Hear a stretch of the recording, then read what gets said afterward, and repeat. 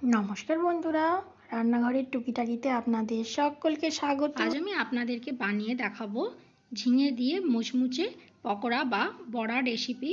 খুব সহজে এই সুন্দর টেস্টি রেসিপিটা আপনারা তৈরি করে নিতে পারবেন। কাউকে না বললে কিন্তু কেউ বুঝতেই পারবে না।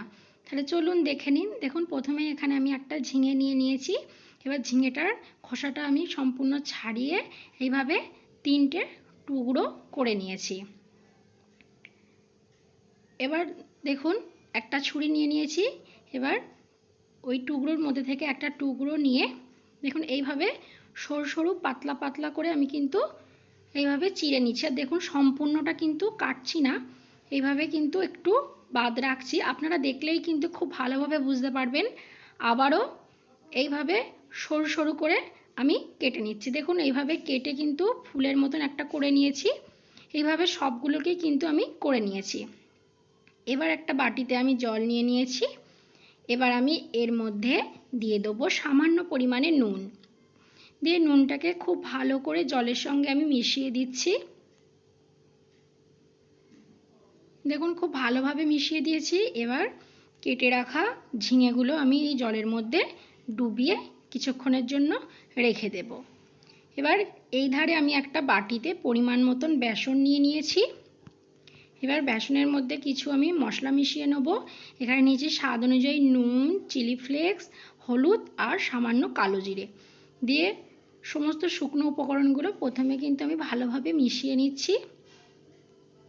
দেখুন, সমস্ত শুকনো উপকরণগুলো খুব ভালোভাবে মিশিয়ে নিয়েছি। এবার অল্প অল্প করে জল দিয়ে আমি এর একটা ব্যাটার তৈরি করে নেব। প্রথমে কিন্তু অনেকটা জল দিয়ে দেবেন না, অল্প অল্প করে জল দেবেন আর মেশাতে থাকবেন।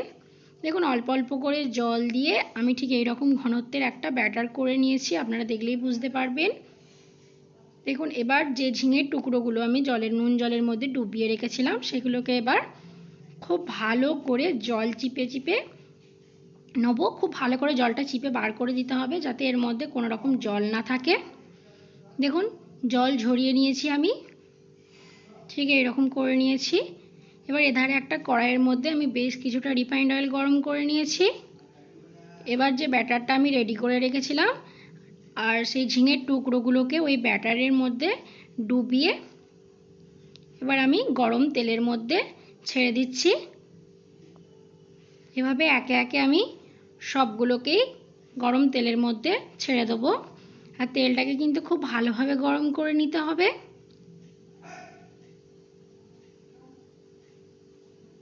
আস্তে আস্তে করে সমস্তগুলোই আমি ব্যাটারের মধ্যে ডুবিয়ে গরম তেলে ছেড়ে দিচ্ছি। এবার গ্যাসের ফ্লেমটা লো টু মিডিয়ামে রেখে এগুলোকে আমি হতে দেব। দেখুন, একটা দিক হয়ে গেছে। এবার আমি এগুলোকে উল্টে দিচ্ছি।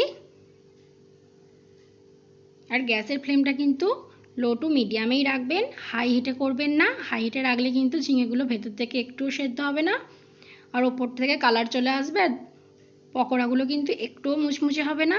তাই গ্যাসের ফ্লেমটা লো টু মিডিয়ামে রেখে উল্টে পাল্টে এইভাবে লাল লাল করে ভেজে নেবেন। এইভাবে ভাজলে কিন্তু ভীষণই ক্রিস্পি হবে আর খেতে কিন্তু ভীষণই ভালো লাগবে। দেখুন, ভেজে নিয়েছি। এবার আমি আস্তে আস্তে করে এগুলো তেল ঝরিয়ে উঠিয়ে নিচ্ছি। এগুলো কিন্তু গরম ভাত বা চায়ের সঙ্গে খেতে কিন্তু ভীষণ ভালো লাগে। তো দেখুন, আমাদের ঝিঙের পকোড়া তৈরি হয়ে গেছে। এইভাবে একবার এটা অবশ্যই ট্রাই করবেন আর কেমন লাগলো আমাকে কমেন্টে অবশ্যই জানাবেন। তো ভিডিওটা ভালো লাগলে একটা লাইক করে দেবেন। আজকের মতন এই পর্যন্তই। ভালো থাকবেন, সুস্থ থাকবেন। ধন্যবাদ।